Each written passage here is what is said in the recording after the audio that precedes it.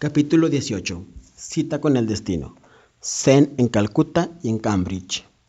No hay muchas canciones populares sobre el capitalismo, pero sí se han compuesto muchas en honor de la justicia social.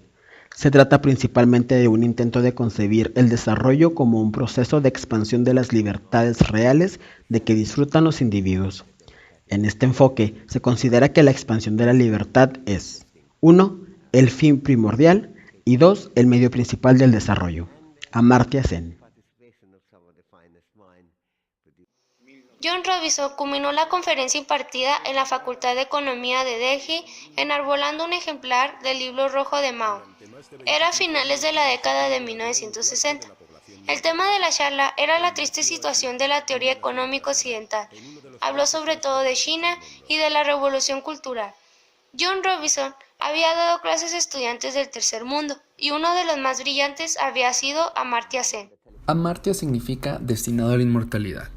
Nacido en una familia hindú culta y cosmopolita, Amartya Sen creció en el terrible periodo de la hambruna bengalí, la violencia entre comunidades, la caída del dominio británico y la partición de su país.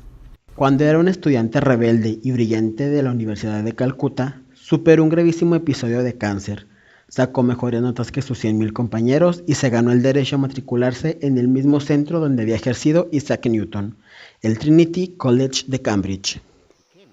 Sen es un intelectual prestigioso que se ha interesado por asuntos muy diversos, desde la lucha contra el hambre o contra la mortalidad femenina prematura hasta el debate sobre el multiculturalismo o la carrera nuclear.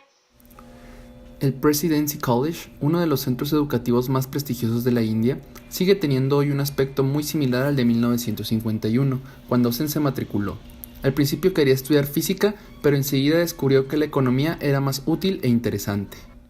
Sen estudió tanto los tratados clásicos de economía, entre ellos los Principios de Marshall, como otras obras más modernas, como Valor y Capital de Higgs o los Fundamentos de Samuelson. Su principal pasión, sin embargo, era la política, y antes de que acabara el primer trimestre, ya había sido elegido dirigente de la Federación de Estudiantes de toda la India de tendencia comunista. La tesis de Sen, publicada con el título The Choice of Techniques, en 1960, criticaba el empleo de la planificación estatal en la India por ser contrario a ciertos principios básicos de la economía.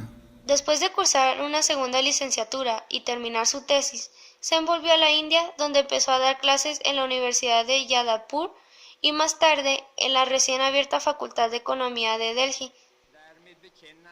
En las décadas de 1980 y 1990, cuando volvía a estar en boga la libertad de mercado, el entonces presidente del Comité de Selección de los Premios Nobel aseguró muy convencido: Sen nunca ganará el premio.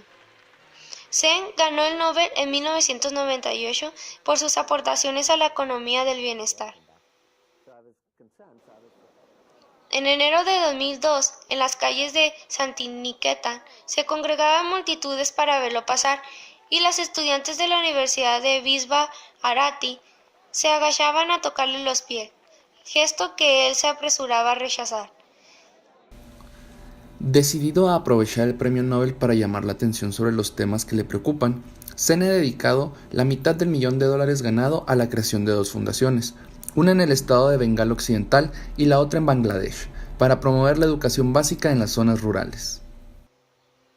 A medida que la economía autárquica y burocrática de corte soviético iba demostrando su ineficacia en la India, mientras que Japón y los llamados tigres asiáticos alcanzaban un nivel de vida moderno, se fue abandonando la idea de que la ayuda occidental y las facilidades de comercio eran esenciales para asegurar el crecimiento del tercer mundo, y se acercó más al planteamiento schumpeteriano, que considera decisivas las condiciones locales y afirma que cada país es dueño, en último término, su propio destino.